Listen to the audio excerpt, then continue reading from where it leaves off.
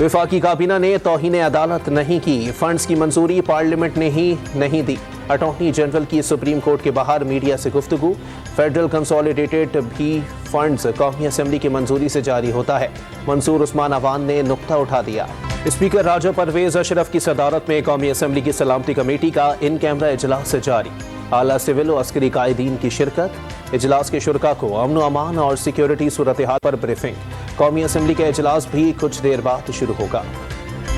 Supreme court का पंजाब में इंतखाबात के लिए स्टेट बैंक को फेडरल कंसोलिडेटेड फंड से बराह रास्त 21 अरब रुपए जारी करने का हुक्म। चीफ जस्टिस की जेर सरबराही 3 रुकनी बेंच की फंड जारी न करने पर इजहार नाराजी।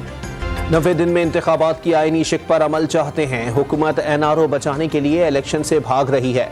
इमरान खान की लाहौर हाई कोर्ट में सहाफ़ियों से गैर रस्मी गुफ्तगू। सिविल एविएशन का तनख्वाहों और पेंशन ईद से कबल देने का फैसला। 17 अप्रैल को अदायगियां कर दी जाएंगी। और आलमी यौमुल कुद्स पर फ़लस्तीनियों से इजहार यकजहती के लिए मुल्क भर में रैलियां। नौजवानों के साथ साथ बच्चों, ख़वातीन और बुजुर्गों की भी बड़ी तादाद में शिरकत।